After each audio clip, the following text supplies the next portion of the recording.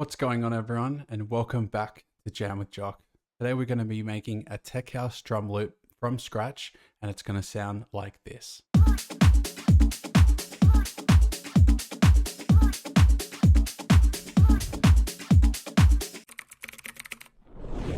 So here we are in Ableton. I often reference tracks to get inspiration and also just to reference the mix once I'm also done my track. So the track that I was inspired today was Eddie Richards' M Baby. So I'll just play it for you guys.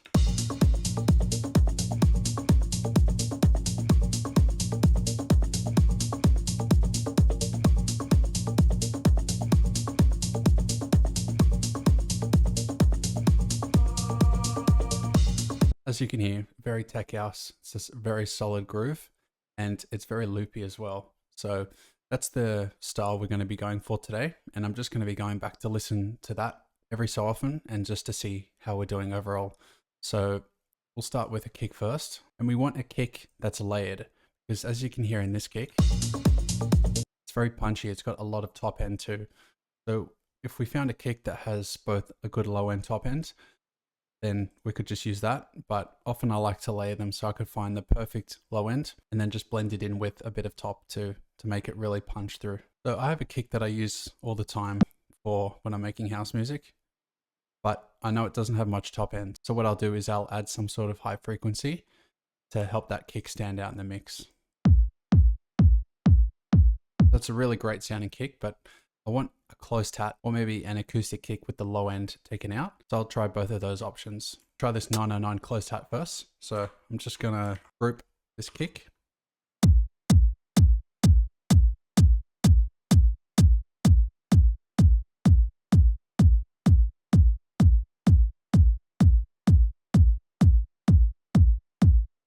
So I'll save that for now, just turn it off, and I'm gonna try the second option, which I said, the acoustic kick, and we'll see which one we like better.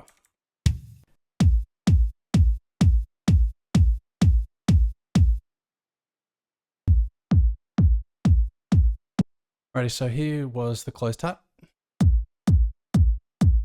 And then this is the acoustic kick. I'm gonna go with the acoustic kick and I'll just play it without it and then with it first.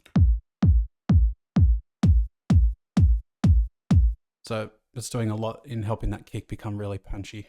Now, usually I'd go to my snare or clap next, but oddly enough, this tune actually doesn't have a clap or a snare. So we don't obviously have to copy the reference track, but I'll try build the track without it first, and then we can add one in after and see if we like it with or without. So a lot of old tech house tracks have lots of bongo loops and lots of percussion, so that's where I'm going to look first. One's could be good.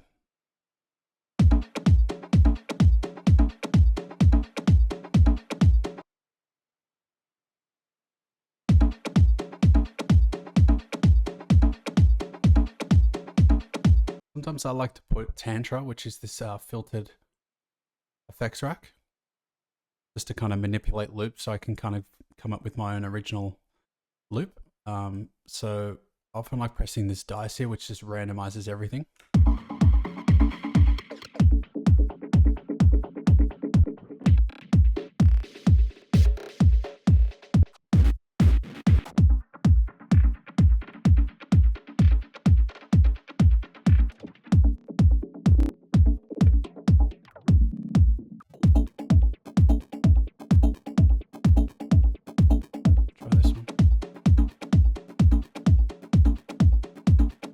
I've liked this one here, but I thought I might try and blend in that mix because I still want to hear the bongos. I just want a bit of a filtered effect going on and just making it a little bit random.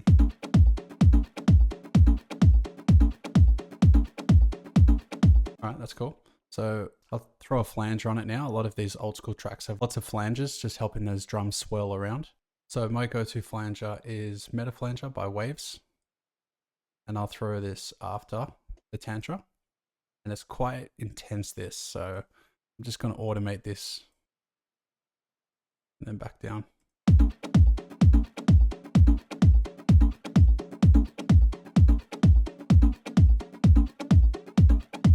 Okay, so that's a pretty solid foundation, and I'm going to keep that central.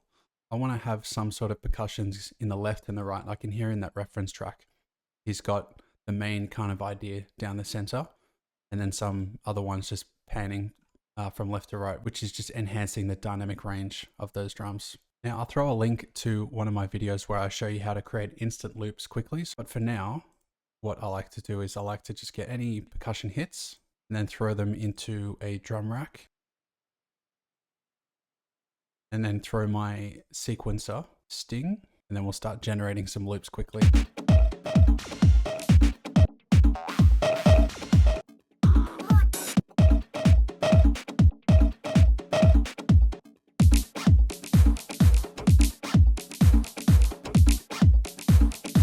This is a great thing about this because often, because I've thrown so many sounds in, there's a lot of ones that I don't like, and often you just need to hear that one piece of percussion that's a bit of ear candy for you, and then all you have to do is solo it. So of all that junk that played, there was one sound that standed out, and I've just hit solo. Just a weird little percussion thing that I think sounds good. So we'll just go ahead and record that. So we'll resample that. So we'll hit record.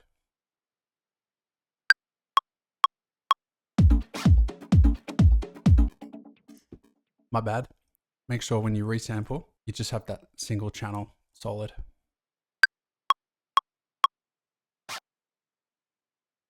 Since we've already got that one, I'm going to mute that one, and I'll just try and take it up an octave so I can start hearing some more samples. I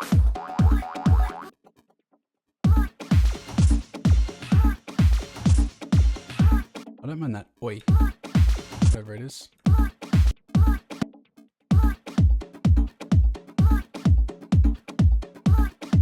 Same story again, just like that one sound. I'm going to go ahead and solo that drum rack and then resample. And as I said, I wanted to pan some to the left and right. So I'll just turn this drum rack off for now. And that one to the left, the right. I'm going to have this one start a little later. I'm going to put a bit of delay on this first percussion.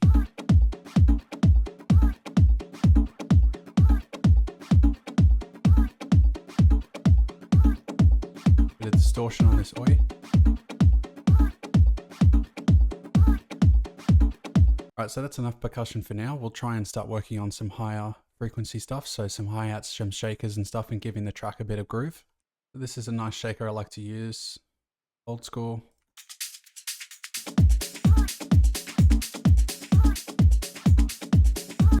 What I like to do is, with my shakers, I like to side chain them, just so there's a bit of emphasis on the groove. So you can either do that with the compressor, like I've shown many times on this channel, or you can do it with LFO tool, which I like to use when I'm just wanting to be working quickly. So LFO tool.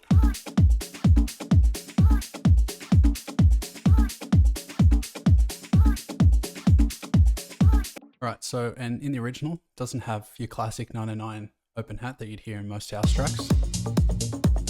More of just a closed hat. So we'll try and find something that sounds good because I like that in the track. So we'll see what we can come up with.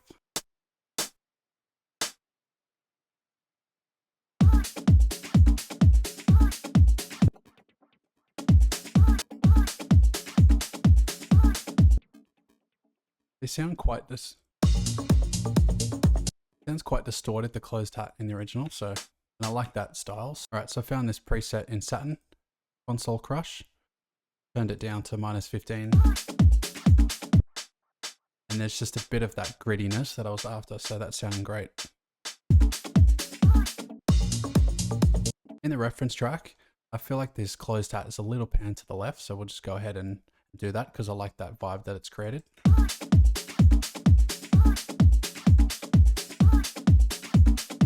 Whenever I'm making a track that I wanted to kind of get old school vibes from, I love to put some vinyl effects on and just have it really low in the mix. So found one that I think sounds cool. But this one's already quite low in the mix, so I think it's important though to take out some low frequencies if there is any. Let's have a look. Yeah, lots.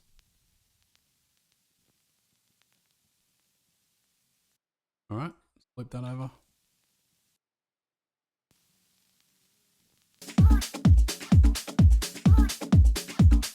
just listening to the loop over, I kind of want everything to be a bit more tighter. So I have a great plugin for this, Transient Master by Native Instruments. You can tighten your sound, so tight and punchy. I'll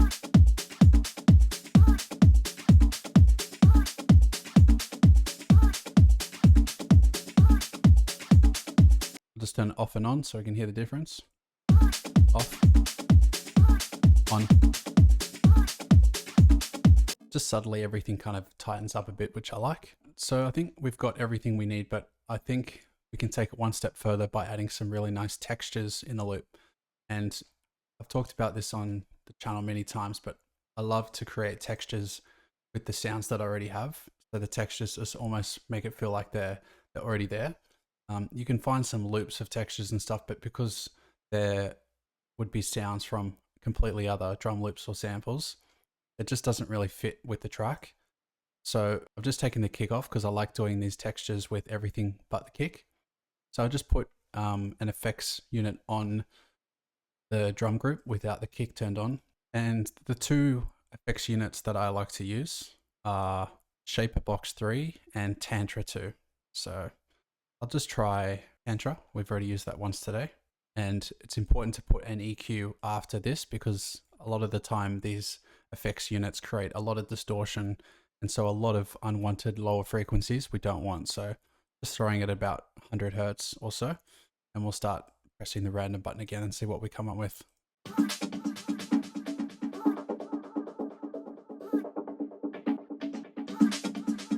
First go, I think that's sounding pretty wicked. So we'll resample this like we've done many times already today.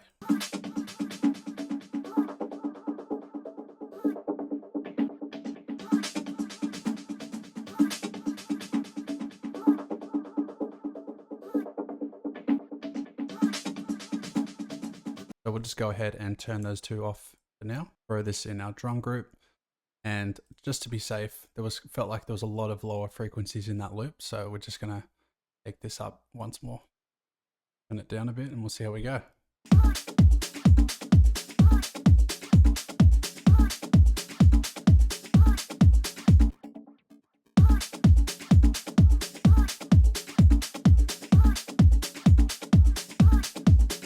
So what I just did there was, I thought the loop sounded quite similar when I was on the starting point, and that's because the bongos and everything were playing at the same time as the original ones. So what I like to do is I like to change the start marker and just try and see if there's a different variation that I like to hear. And I'm happy with that one. I'm just going to side chain this texture so we have a bit more of that pumping action, just like we have with the shakers. Just to add a bit more variety, I've got my grain delay, which I like to automate throughout the tracks. So I'll just go ahead and draw in some random automations.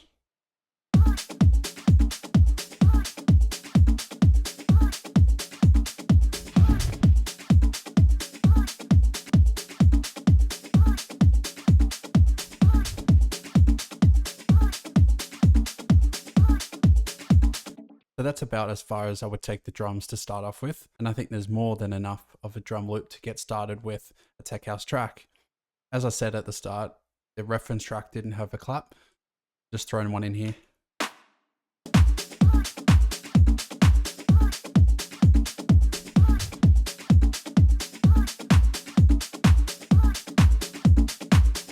Sounds weird when you take it out because you've heard it, but I think at the start it didn't sound too bad without it.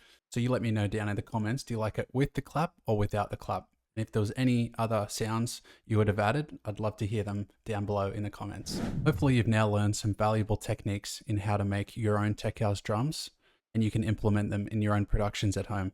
The great thing about this genre is it's very loopy. So all you have to do is get a solid 4 to 8 bar loop, and if it's good enough, it'll carry on throughout the whole track without getting boring. But as you saw with my automation and my textures, these were subtle ways that we can keep the listener engaged throughout the track if we do just keep it as this 4-bar loop the entire way. If there's any questions you had below about this loop, please let me know down in the comments. I'd be happy to get back to you. And once again, thank you so much for staying to the end of the video. I really appreciate it. And if you could hit that like and subscribe button if you learned something, I'd also very much appreciate that. If you wanted to go and keep watching my stuff, then I'll put my latest upload just up here. Until then, I'll see you guys in the next one.